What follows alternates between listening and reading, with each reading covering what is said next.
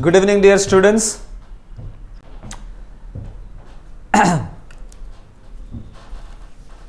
जल्दी से जुड़ जाइए सब लोग।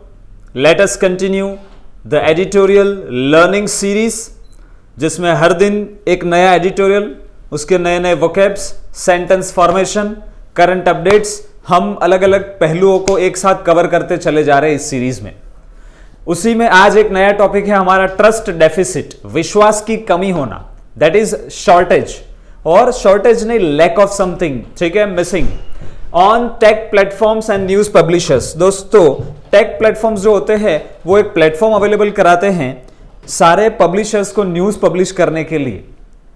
तो यहां जब न्यूज पब्लिशर्स न्यूज पब्लिश करेंगे तो डेफिनेटली वो एक्सपेक्ट कर रहे होंगे उसके सामने अच्छा सा मॉनेटरी पेमेंट, रिवॉर्ड। और जब वो रिवॉर्ड अच्छे से मिल ना रहा हो, उसके बहुत सारे कारण हो सकते हैं, जिसमें से कुछ ऐसे कारण हो जो टेक प्लेटफॉर्म की ओर से नेगेटिव हो। तो उसके आधार पर जो कंपटीशन कमीशन ऑफ इंडिया है, ये एक वॉचडॉग है, एक ऑब्जर्वेशन करने वाला एक कमीशन है जो कंपटीशन का सही क्राइटेरिया फॉलो हो रहा है कि नहीं उसकी ऊपर निगरानी रखता है और उसमें करेक्टिव एक्शंस और मेजर्स भी लेते रहता है। तो आज ऐसा ही एक आरोप गूगल इनकॉर्पोरेशन के ऊपर भी लगा है, और इसमें जो न्यूज पब्लिशर्स हैं उनको जो अन्याय वो फील कर रहे हैं, उसके सामने क्या सॉल्यूशन आ रहा है और भारत में इसका क्या सिनारियो है, और यूएस और ऑस्ट्रेलिया और फ्रांस ऐसे देशों में इसके ऊपर क्या क्या एक्शंस लिए गए हैं, उन सारी बातों को आज हम डिस्कस करेंगे और उसमें से भी अच्छे खासे वोकैब्स को हम समझेंगे। जल्दी से कमेंट में सब लोग लिख दीजिए गो अहेड। गुड इवनिंग खम्मागणी, जय श्री कृष्ण, राम राम।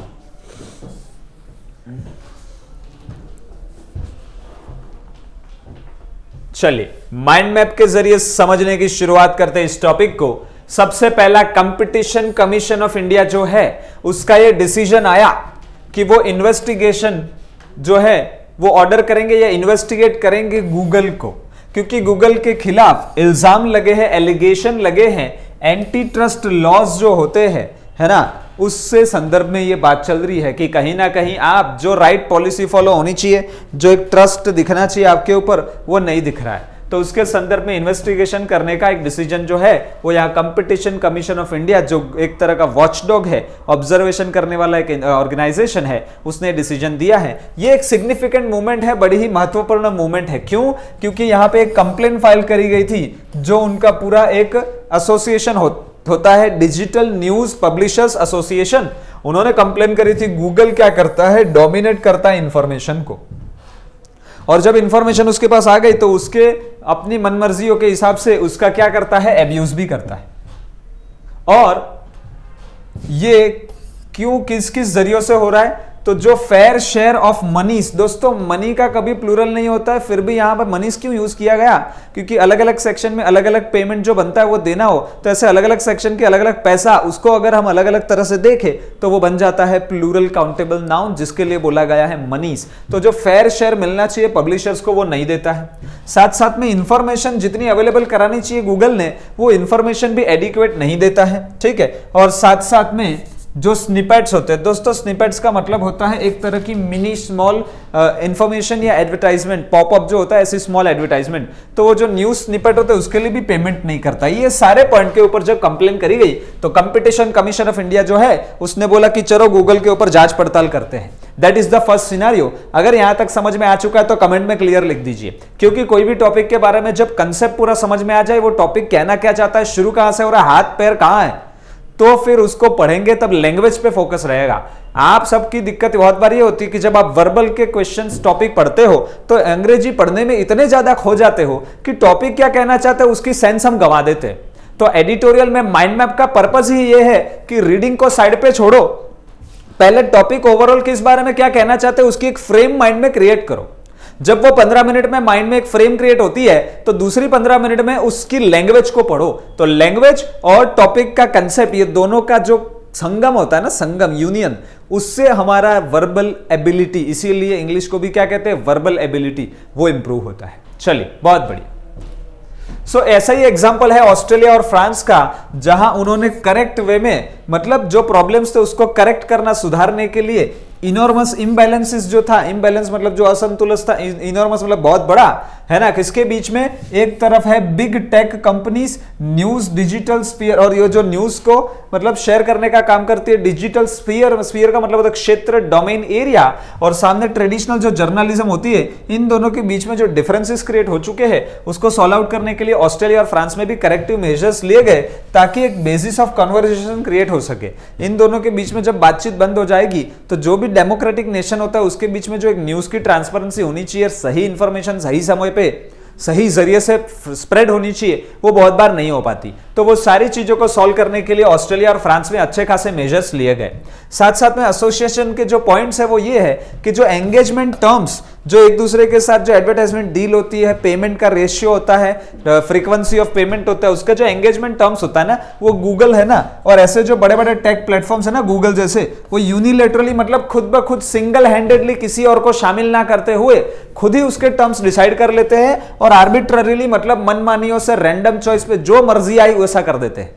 तो ये दोनों चीजें हैं वो जो डिक्टेट किए जाते हैं, मतलब जो तय किए जाते हैं कमांडमेंट की तरह, ऑर्डर की तरह दिए जाते हैं टेक प्लेटफॉर्म्स के द्वारा, उसमें जो कंट्रोल होना चाहिए मेंबर्स का वो कभी रहता नहीं है। इसलिए ये मेंबर्स ने पूरा एसोसिएशन बन के कंप्लेन किया कंपटीशन कमीशन ऑफ इंडिया को, जिसने ऑर्डर किया है inquiry into the Google.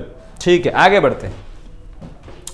Second paragraph में हम समझते हैं कि ऑस्ट्रेलियन जो लॉ मेकर्स है ना, उन्होंने भी पिछले साल इसके ऊपर एक कानून लाया था। ठीक है, और उनका प्रयास था कि लेवल प्लेइंग फील्ड किया जाए। लेवल द प्लेइंग फील्ड मतलब सबके लिए समान अवसर जो है वो अवेलेबल कराया जाए, है ना। किसके बीच में? जो बड़ी टेक्नोलॉजिकल कंपनीज होती है वो, और जो न्यूज पब्लिश करने वाले जो न्यूज पब्लिशर्स होते हैं वो, क्योंकि उन दोनों के टाइप से ही हमें टेक्नोलॉजिकल प्लेटफॉर्म चाहे गूगल या कोई और हो वहां पे न्यूज मिलती है। तो न्यूज पब्लिशर का काम कभी कभार गूगल का खुद का एक डिवीजन भी करता होगा, तो कभी थर्ड पार्टी को दिया होगा। जब थर्ड पार्टी को दिया तब वो न्यूज पब्लिशर को जो पेमेंट मिलना चाहिए वो बिग टेक प्लेटफॉर्म मतलब गूगल ऐसे और बहुत सारे प्लेटफॉर्म्स के और से पेमेंट टाइम पे बराबर मिला नहीं, और जो गिनती होनी चाहिए वो भी कम करी गई।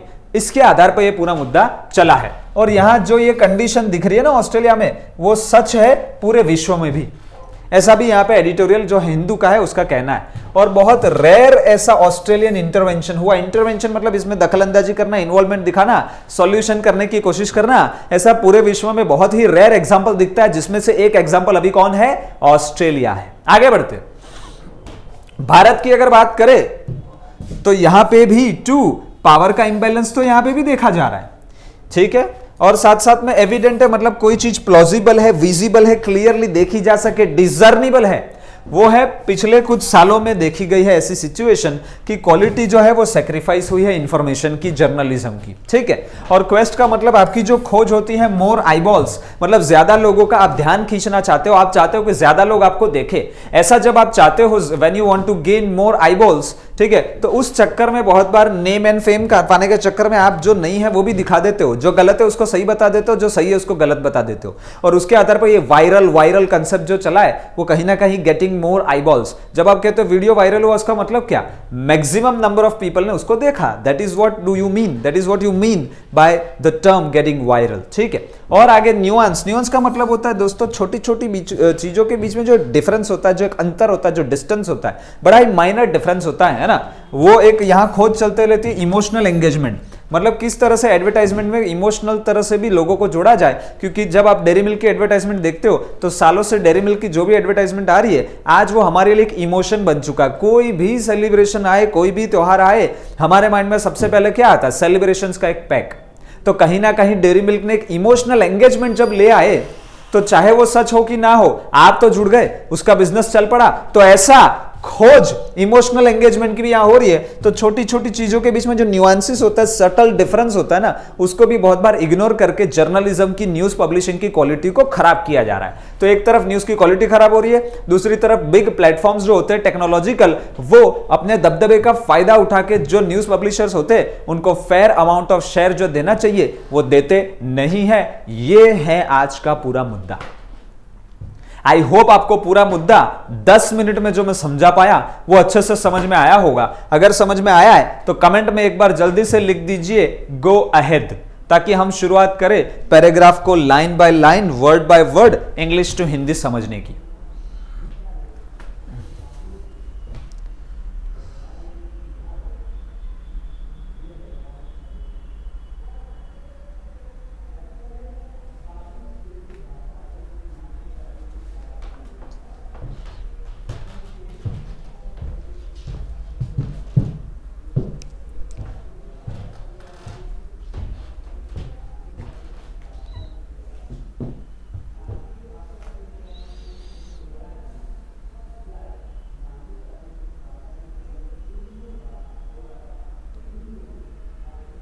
चलिए बढ़ते। Trust deficit, lack of trust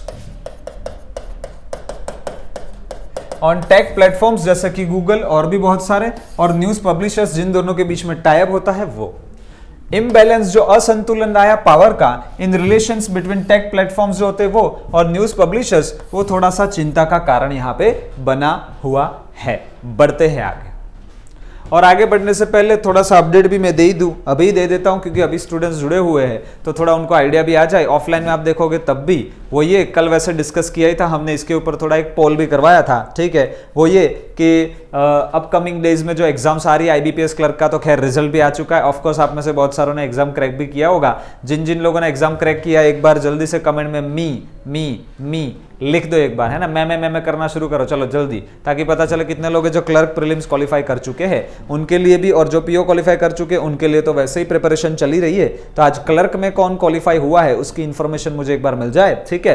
तो कल से तो खैर रविवार तक पूरा एक त्योहार का माहौल चल रहा है ना, मकर संक्रांति है, तो डेफिनेटली रविवार तक ऑनलाइन शेड्यूल में आपको एडिटोरियल नहीं दिखेगा, ठीक है। और अगले वीक में भी 1-2 दिन और भी आपको गैप दिखेगा, कम से कम 2 दिन का तो दिखेगा ही, ठीक है।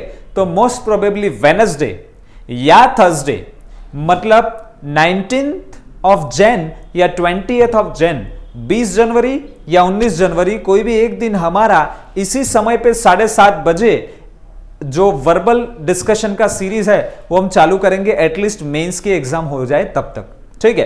तो उसमें वर्बल के न्यू पैटर्न के क्वेश्चंस, एग्जाम ओरिएंटेड जो भी डिस्कशन होना चाहिए वैसा वाला हम पौने घंटे का 1 घंटे का एक सेशन रखना शुरू करेंगे। वो शुरू होगा कम से कम 20 तारीख या फिर 19 तारीख, कोई भी एक दिन जब भी होगा उसकी अपडेट आपको मिल ही जाएगी, नोटिफिकेशन में वो आ भी जाएगा, ठीक है। तो क्या हुआ, कोई लिख नहीं रहा है इसमें से, कोई क्लियर नहीं हुआ है क्या? अच्छा, जिन्होंने नहीं क्लियर किया नॉट मी लिख दो, जो नहीं क्लियर हो नॉट मी लिख दो, और जो क्लियर हो चुके वो एक बार मी लिख दो, तो भी पता चल जाए। चलिए जल्दी फिर हम पढ़ाई शुरू करते हैं।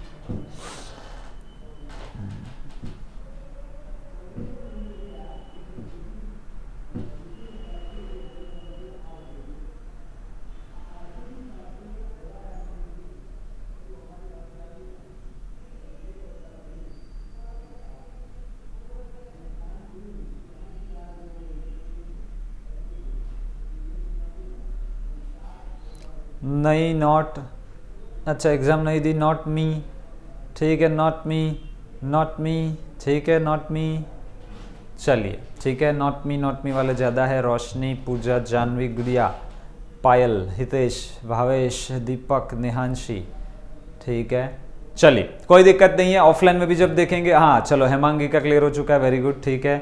हाँ, नेक्स्ट टाइम नेहांशी ने बोला कि मैं एग्जाम क्रैक कर ही लूँगी कुछ भी हो, चलो बहुत बढ़िया, वेरी गुड, ये स्पिरिट की ज़रूरत है, ठीक है। तो वो सेशन चालू होगा, उसमें चाहे आप क्लियर हुए कि नहीं हुए आपको जुड़ना है, ताकि वर्बल एबिलिटी बढ़ाए, क्योंकि अपकमिंग एग्जाम्स के लिए ही तो आप ये पढ़ाई कर रहे हो। तो जरूरी नहीं कि वो एग्जाम ओरिएंटेड पढ़ाई हो रही है, एग्जाम ओरिएंटेड तो होगी, लेकिन अपकमिंग एग्जाम आपकी आगे भी आएगी, तब भी तो ये टॉपिक काम आएंगे, है ना, तो तब भी जुड़ना है। चलिए बढ़ते हैं आगे। और डिसीजन किसका? इंडियाज कंपटीशन वॉचडॉग, मतलब कौन जो मॉनिटर करता है, मतलब कंपटीशन कमीशन ऑफ इंडिया, ठीक है। To order investigations into Google, किसके चलते? एलिगेशंस, मतलब जो चार्जेस लगाए गए, जो इल्जाम लगाए गए by the country's digital news publishers जो होते हैं, that it has broken antitrust laws. जो एंटी ट्रस्ट कानून बने वो इसलिए बने हैं कि यहाँ पे आप कोई भी ट्रस्ट टूटने वाली चीज करो तो उसके ऊपर कुछ कड़ी कार्यवाही करी जाए। तो ऐसे लोगों के द्वारा, कौन से डिजिटल न्यूज पब्लिशर्स के द्वारा कंप्लेन करी गई है, ठीक है। उसके आधार पे सीसीआई ने यहाँ पे इन्वेस्टिगेशन जो है वो ऑर्डर किया है। तो वॉचडॉग का मतलब होता है निगरानी करने वाला पर्सन या इंस्टीट्यूट या ग्रुप, ठीक है। तो स्क्रूटिनियर भी कह सकते हैं, बिल्कुल, a person group that monitors the practices of companies providing a particular service और यूटिलिटी, लिखा है कीर्ति ने। चलो बहुत बढ़िया, आगे। Marks a significant moment in a country where the fortunes of the news media industry. भाई एक सिग्निफिकेंट मूवमेंट है, एक महत्वपूर्ण मूवमेंट है। क्यों? क्योंकि ऐसा देश जहां पे फॉर्च्यून, किस्मत जो न्यूज मीडिया इंडस्ट्री की है, have been on a downward path. कहीं ना कहीं न्यूज पब्लिशिंग जो मीडिया पूरा इंडस्ट्री है उसका कहीं ना कहीं डाउनफॉल दिख रहा है। और ऐसे समय पे ऐसा इन्वेस्टिगेशन आना बहुत अच्छी बात है, ऐसा इस हिंदू एडिटोरियल के द्वारा कहा जा रहा है। And development is not a total surprise, मतलब इसके ऊपर ऑलरेडी बैक में कुछ ना कुछ वर्क ऑलरेडी अंडरनीथ चल रहा था, शायद आज उसका परिणाम बाहर हमें दिखने लग गया है। चलिए आगे बढ़ते। For governments in many countries, जैसे कि Australia and France have used their. अच्छा, जब आगे लिखा कि development is not a surprise, उसका रीजन फॉर, बिकॉज यहां बताया गया क्योंकि गवर्नमेंट्स जो जैसे कि ऑस्ट्रेलिया और फ्रांस है have used there political capital. Political capital का मतलब होता है दोस्तों पॉलिटिकल पावर। इन रिसेंट ईयर्स इस्तेमाल किया है उसका टू ट्राई एंड करेक्ट, कि सुधार किया जाए। एनॉर्मस मतलब जो ह्यूज, बहुत ही बड़े पैमाने पर जो असंतुलन बना हुआ है, जो अस्तित्व रखता है, एग्जिस्ट करता है बिटवीन बिग टेक कंपनीज जैसे कि गूगल, जो कंट्रोल करता है news in the digital sphere. Sphere का मतलब होता है डोमेन, है ना, एरिया, क्षेत्र, today, and the traditional journalism industry that keeps the wheels of the news running. एक तरफ है न्यूज प्लेटफॉर्म्स, है ना, जो बिग टेक्नोलॉजिकल कंपनीज होती है वो, और सामने जो ट्रेडिशनल जर्नलिज्म इंडस्ट्री होती है। इन दोनों के बीच में जो गैप है ना, उस चीज को सॉल्व करने के लिए ही ये पूरा तामझाम शुरू हुआ है, और ऐसा ऑस्ट्रेलिया में और फ्रांस में तो हो भी चुका है। ठीक है, और ये दो पहिए है जो न्यूज का जो पूरा एक साइकिल है ना, उसको चलते हुए रखते हैं। तो ये दोनों पहियों का बैलेंस्ड वे में आगे जाना बहुत जरूरी है, और वो तभी होगा ना जब उन दोनों के बीच में कॉन्वर्सेशन हो, कम्युनिकेशन हो, देयरबाय उसके जरिए ऑल्सो क्रिएटिंग द बेसिस, एक जरिया बनाया जाएगा for the conversations that are so important in the democracy. लोकशाही सिस्टम में ऐसे जो भी ह्यूज प्लेटफॉर्म्स हो उसके बीच में कम्युनिकेशन बहुत ज्यादा जरूरी है। आगे बढ़ते।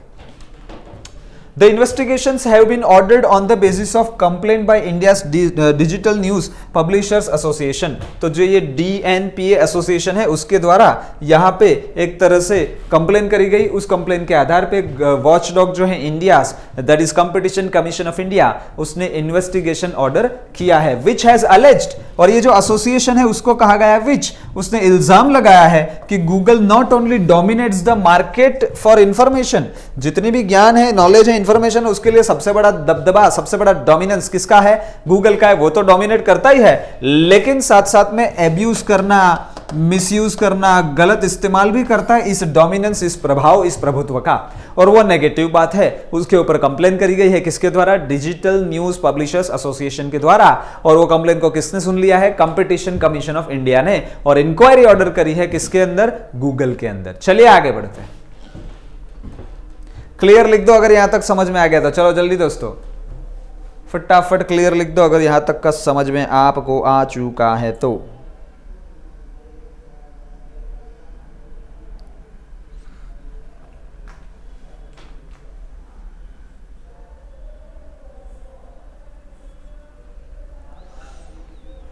चलिए, इट डज सो, और ये ऐसा जब भी करता है गूगल, कैसे करता है वो यहां लिखा है। तो बीच में जो लिखा है वो तो एडिशनल इंफॉर्मेशन है, वो है एसोसिएशन ने ऐसा इल्जाम लगाया है कि ऐसा करता है। ऐसा इल्जाम क्या लगाया है? वो ये करता है कि by not providing a fair share of advertising moneys, जो एडवर्टाइजमेंट से अलग अलग सोर्सेज से जो पैसा आता है, अलग अलग सोर्सेज से आने वाला पैसा अलग अलग गिनो, तो उसको मनी नहीं बोला, मनीज बोला। तो उसका फेयर शेयर जो है ना वो प्रोवाइड नहीं करता है गूगल। ठीक है, and by not providing adequate information, साथ साथ में जो जानकारी, जो इंफॉर्मेशन मुहैया करानी चाहिए वो भी जितनी करानी चाहिए उतनी अवेलेबल नहीं कराता है। और आगे इट हैज ऑल्सो कंप्लेन, यहां पे ये भी कंप्लेन करी गई है that it does not get paid for the news snippet. Snippet का मतलब होता है स्मॉल सेक्शन ऑफ न्यूज और इंफॉर्मेशन। तो ऐसे जो स्निपेट्स होते हैं उसके लिए जो पेमेंट मिलना चाहिए वो भी नहीं मिलता है। दैट अपीयर इन सर्च, जब आप सर्च इंजन में सर्च करते हो तो न्यूज स्निपेट, छोटी छोटी इंफॉर्मेशन नहीं आती है। अब वो गूगल आपको सजेस्ट कर रहा है, अब वो वही नाम सजेस्ट करेगा ना जिसने एडवर्टाइजमेंट के लिए पेड प्रमोशन का फायदा लिया होगा, तो वो उसके लिए जो फेयर अमाउंट ऑफ मनी मिलना चाहिए वो भी उन एडवर्टाइजर्स को नहीं मिल रहा है। ठीक है दोस्तों, चलिए आगे बढ़ते हैं। The association's broader point is that, यहां पे और बड़े पैमाने पे अगर इस एसोसिएशन की बात करें तो उन्होंने कौन सा पॉइंट रखा है? वो ये पॉइंट रखा है that the terms of engagement, जो एक दूसरे के साथ जो इन्वॉल्व करके आपको इन्वॉल्वमेंट दिखा के जो काम करना होता है, बिजनेस शेयर करना होता है, ठीक है, वो सारे टर्म्स कैसे है? Unilaterally and arbitrarily. जब आप कहते हो यूनिलेटरली मतलब single handedly without the involvement of anybody else, आप खुद के बलबूते पर खुद ही कुछ कर लेते हो एंड आर्बिट्रेरी अपनी मनमर्जी या रैंडम चॉइस जैसा आया वैसा वाला कर लिया। इस तरह से जब करते हो, ठीक है, डिक्टेट किए जाते हैं, डिसाइड किए जाते हैं, ऑर्डर किए जाते हैं by the tech platform and there is nothing its members can do about it. और इसमें इसके जो एसोसिएशन के मेंबर है उसके बारे में कुछ कर ही नहीं सकते, ठीक है। तो जब ऐसा हो जाता है तो बिल्कुल यहाँ पे एक पर्सन अपने डोमिनेंस का मिसयूज करना शुरू कर चुका है, ये दिख रहा है। और उसके चलते जब एसोसिएशन जो है डिजिटल न्यूज पब्लिशर्स, ठीक है, उनके द्वारा जब कंप्लेन करी गई तो बिल्कुल सही दिशा में कदम लिया गया है सीसीआई के द्वारा कि गूगल के ऊपर इंक्वायरी बिठाई जाए। द इम्बैलेंस ऑफ पावर, जो असंतुलन बना हुआ है, एंड डिनायल नकार देना of a fair share of revenue का जो एक न्यायपूर्ण हिस्सा मिलना चाहिए उसको नकार देना, विल बी क्वेश्चंस। ये ऐसे सवाल है, ये ऐसे मुद्दे हैं दैट वॉचडॉग मतलब कौन, competition commission of India will be interested in exploring मतलब उसके ऊपर और जांच पड़ताल करने का इंटरेस्ट भी यहां पे रखेंगे, ठीक है। चलिए, हाँ, own Vim, out of Vim. चलिए, यहां तक का समझ में आ चुका है। कमेंट में एक बार वापस से लिख दीजिए नेक्स्ट, ताकि अब हम एडिटोरियल के एंड की ओर बढ़े और सारे टॉपिक्स को अच्छे से समझ के वॉकेब्स की ओर बढ़े। एक बार कमेंट में लिख के बता दीजिए कल टोटल कितने वॉकेब्स हो चुके हैं, वापस से एक बार बता दीजिए। टोटल वॉकेब्स कल रात के एडिटोरियल के बाद कितने हो चुके हैं टोटल, जल्दी, उसमें और आज ऐड होंगे। और आज आखिरी है तो सीधी बात है भाई, संडे के दिन वॉकेब टेस्ट आएगा। संडे के दिन सुन लीजिए दोस्तों, वॉकेब टेस्ट आएगा सोम मंगल बुध गुरु, 4 दिन के जो भी एडिटोरियल्स हमने डिस्कस किए हैं उस आधार पे ये जो टेस्ट है वो आपको दिया जाने वाला है संडे के दिन। अगेन वो 20 मार्क्स का रहेगा, तो उसके लिए अच्छे से इसका रिवीजन इस बार आपको खुद करना होगा, ठीक है। हम जब मिलेंगे नेक्स्ट वीक तो हम डायरेक्टली किसकी ओर बढ़ेंगे, वर्बल सेक्शन की ओर। जी है, चलिए, सबसे बढ़िया, बहुत सब लोगों ने लिख दिया नेक्स्ट, चलिए बढ़िया। और 54 वॉकेब्स हो चुके हैं ऐसा लिखा है, मेजोरिटी आंसर 54 आ रहा है, ठीक है। What was recognized, कौन सी चीज ढूंढ ली गई थी, पता लगा दी गई थी, एक्सेप्ट कर ली गई थी। लॉ मेकर्स जो है ऑस्ट्रेलिया में जो कानून बनाने वाले, फॉर एग्जाम्पल उसका एक एग्जाम्पल दिया गया है, वो ये कि जब last year they came up with a law, एक अचानक से कानून लेके आ गए, दैट सॉट टू मतलब उसका एम था कि लेवल द प्लेइंग फील्ड मतलब एक इक्वल चांस क्रिएट किया जाए, इक्वल मौका क्रिएट किया जाए बिटवीन बिग टेक प्लेटफॉर्म्स, जो बड़े बड़े प्लेटफॉर्म्स होते हैं वो, और सामने news publishers, is a condition that is true around the world. ये जो भी रिकॉग्नाइज किया गया ऑस्ट्रेलिया के द्वारा, ये सिर्फ ऑस्ट्रेलिया में नहीं पूरे विश्व में ये परिस्थिति प्रिवेलिंग है, प्रवर्तमान है। आगे बढ़ते हैं।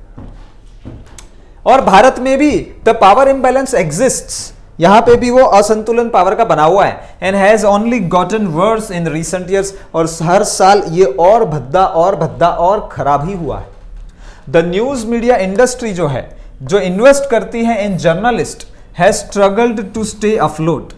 स्टे अफ्लोट का मतलब है अपने आप को टिकाए रखना, अपना रेवेन्यू उतना कमाए रहना और कमाते रहना कि आप आपका बिजनेस चला पाओ, टूट न जाओ, नुकसान में ना चले जाओ, उसे कहते हैं स्टे अफ्लोट, ठीक है। While the big tech platforms have become more and more powerful. तो एक तरफ न्यूज मीडिया जो इंडस्ट्री है ना, वो अपना अस्तित्व सिर्फ टिकाए रखी है, ज्यादा कोई ग्रोथ नहीं कर पा रही है। और सामने जैसे गूगल ऐसे और बहुत सारे बिग टेक प्लेटफॉर्म्स है, वो अपना ग्रोथ हर दिन करते जा रहे, डबल ट्रिपल ऐसा हम कह सकते हैं। साथ में but the Australian case is one of a rare intervention by a government, ठीक है। पब्लिशर प्लेटफॉर्म का जो रिलेशनशिप होता है उसमें दखल अंदाजी किसी गवर्नमेंट ने की है, तो ऐसा एक लौता उदाहरण जो है वो अभी है ऑस्ट्रेलिया, जिससे बाकी देशों को भी शायद एक अच्छा पॉजिटिव मैसेज जाएगा। और उसी के चलते शायद भारत में कंपटीशन कमीशन ऑफ इंडिया जो है उसने भी इन्वेस्टिगेशन ऑर्डर किया है। आगे, द करंट इन्वेस्टिगेशंस जो हो रहे इंडिया में is more a case of publishers finding an appropriate existing forum in search of relief, ठीक है।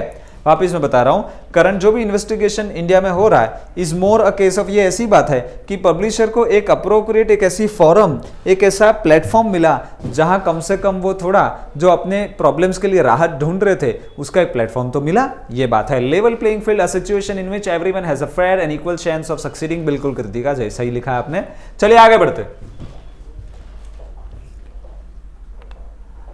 द सस्टेनेबिलिटी ऑफ जर्नलिज्म मतलब लॉन्ग ड्यूरेबिलिटी, जो टिके रहना और एक बैलेंस्ड ग्रोथ होना, सस्टेनेबिलिटी जो है of journalism in the digital era का मतलब होता है age, time, duration, has far reaching implication का मतलब होता है उसके कॉन्सिक्वेंसेस, उसके परिणाम, फार रीचिंग मतलब लॉन्ग लास्टिंग, बहुत समय तक चलेंगे और अलग अलग क्षेत्रों को असर करेंगे, ऐसे वाले इंप्लीकेशंस होने वाले हैं, खास करके जहां लोकशाही होती है, डेमोक्रेसी, वहां तो बिल्कुल।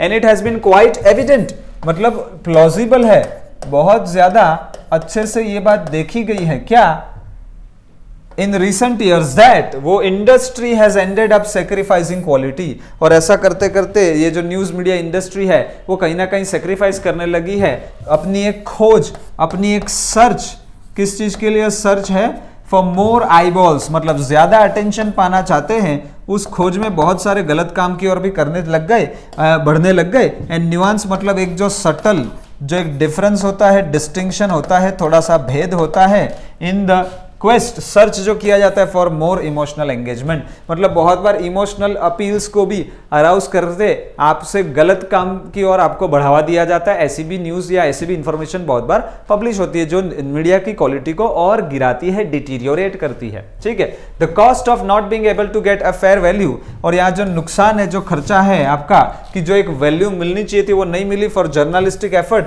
Can never be over emphasised enough. दोस्तों जब आप कहते हो ओवर एम्फेसाइज मतलब किसी बात पे ज्यादा जोर देना, ठीक है, हद से ज्यादा जोर देना, लेकिन cannot be overemphasise मतलब आपने उस हद तक इसके ऊपर जोर डाला है कि इसके ऊपर और आगे कुछ इसके कर ही नहीं सकते, इससे ज्यादा और कितना महत्व देंगे, मतलब हम आखिरी सीमा पे आके आपको इसका महत्व बता रहे हैं, तो अब इस मुद्दे को इग्नोर नहीं किया जाना चाहिए, ये बात यहां पे कही जा रही है। आई होप आपको ये टॉपिक अच्छे से समझ में आया, और overall tone of the passage की अगर बात करें तो कहीं ना कहीं बहुत ज्यादा नेगेटिव एलिमेंट्स को हाईलाइट किया गया है, और कहीं ना कहीं डिसअपॉइंटिंग टोन भी है, कहीं ना कहीं सस्पिशन अराउज करने वाला टोन भी है। चलिए बढ़ते हैं आगे और देखते हैं वोकैब्स।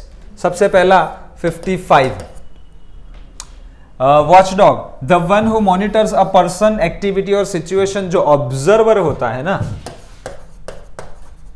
उसे क्या कहते हैं, वॉचडॉग कहते हैं। 56 में एलिगेशन, जब इल्जाम लगाए जाते हैं, क्लेम और असर्शन मतलब एक दावा करना, that someone has done something illegal, किसी ने कुछ इलीगल किया है, रॉन्ग किया है, और one made without proof, assertion सबूत नहीं है लेकिन दावा कर रहे हो, उसे कहते हैं एलिगेशन। एवरमेंट, अटेस्टेशन या टेस्टिमोनी या प्ली, जिसमें आप इल्जाम तो लगा रहे हो लेकिन इल्जाम को साबित करने के लिए आपके पास कोई एविडेंस, कोई सबूत, कोई प्रमाण नहीं है। एंटी ट्रस्ट लॉ दोस्तों, लॉज जो होते हैं वो यूएस में बनाए गए हैं, कॉम्पिटिटिव लॉज है, स्टैट्यूज जो डेवलप किए गए यूएस के द्वारा ताकि प्रोटेक्ट किया जाए कंज्यूमर्स को from predatory business practices. Predatory का मतलब होता है किसी एक को एक्सप्लॉइट करने वाला, फायदा उठाने वाली प्रैक्टिसेस, और वो इंश्योर करते, दे का मतलब होता है ये सारे कानून इंश्योर करते हैं, पक्का करते हैं दैट फेयर कंपटीशन एग्जिस्ट होनी चाहिए in the open market economy, ठीक है। तो ये तो इंफॉर्मेशन है, मैं इसको वॉकेब में नहीं गिनता हूं। चलिए आगे बढ़ते हैं। इनॉर्मस का मतलब होता है very large in size, quantity, extent, cosmic, जैसे कि कलोजल, बहुत बड़ा, प्रोडिजियस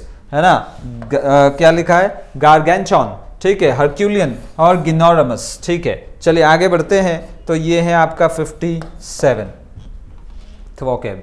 स्फीयर, क्षेत्र, एरिया, डोमेन, अरेना, स्पेशलिटी है ना, डोमेन जिसे कहते हैं वो एरिया ऑफ एक्टिविटी जिसमें आपको महारत हासिल है उसे हम कहते हैं स्फीयर।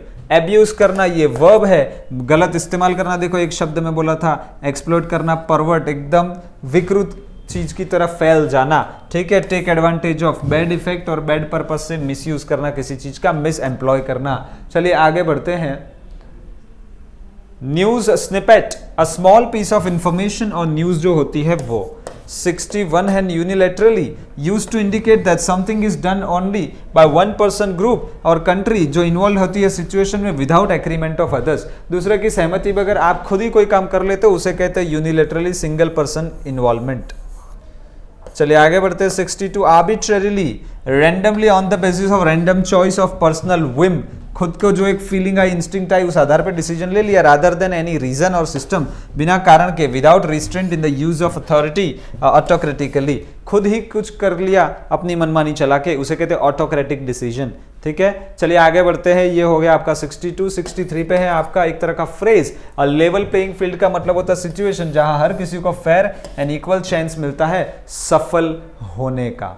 आगे बढ़ते हैं, stay afloat, someone has just enough money to pay its debts and continue operating. अगर आपके पास उतना पैसा है कि आप आपके ऑपरेशंस कंटिन्यू कर पाओ, आपके काम जो कर रहे हो वो कंटिन्यू कर पाओ, और साथ साथ में बिना नुकसान किए अपना बिजनेस भी ऑपरेट कर पाओ, तो उसे कहते हैं स्टे अफ्लोट। आगे बढ़ते हैं, यहाँ मैं इसे नाउन नहीं, ये तो वर्ब होगा, ठीक है।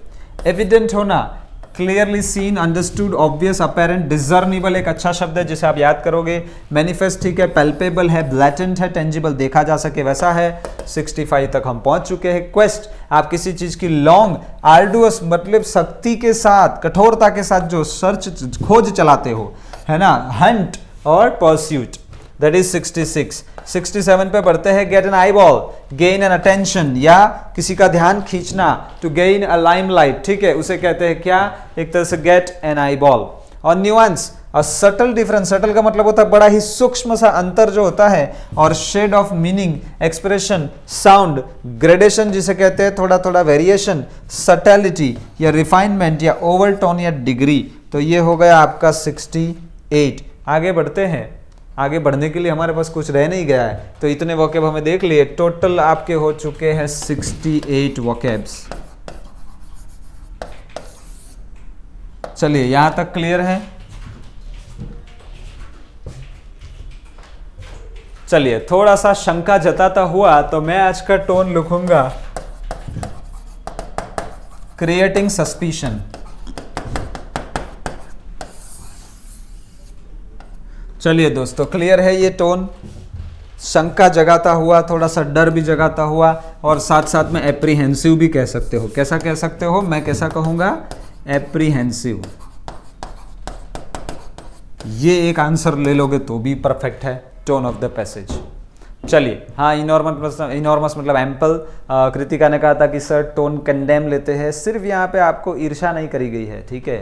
चलिए, आपका डर भी जताया गया, ये प्रॉब्लम वो प्रॉब्लम, उसका सॉल्यूशन क्या करे क्या नहीं करे, तो वो आपका डर जताया जा रहा है, सिर्फ सामने वालों को कोसा नहीं जा रहा है। तो कोसना उसे कहते हैं कंडेम करना, वो नहीं किया जा रहा है सिर्फ, इसलिए हम टोन ऑफ द पैसेज को कंडेम नहीं लेंगे। क्लियर है दोस्तों, यहाँ तक का पूरा सेशन आज का? कमेंट में जल्दी से एक बार लिख दीजिए क्लियर। चलिए जल्दी। और इसी के साथ आज का एक एडिटोरियल जो मिनी पंचलाइन जैसा ही था about the digital media and big tech platforms, उनके बीच में जो कॉन्वर्सेशन होना चाहिए नहीं हो रहा है, पूरे विश्व में अलग अलग देशों के द्वारा क्या किया जा रहा है, उसके कुछ एग्जाम्पल्स आपके सामने रखे गए। आई होप आज का सेशन आपके लिए प्रोडक्टिव रहा होगा। और टोटल जो वोकैब्स है कितने हो चुके हैं दोस्तों, 68 वोकैब्स इस हफ्ते के हो चुके हैं। अगले हफ्ते से हमारा वोकैब और एडिटोरियल का सिलसिला कुछ दिनों के लिए हम स्थगित करेंगे, रोक देंगे, ताकि हम एग्जाम ओरिएंटेड एक स्पेसिफिक समय आ चुका है तो थोड़ा 4-5 दिन उसका एक वर्क कर ले, ठीक है।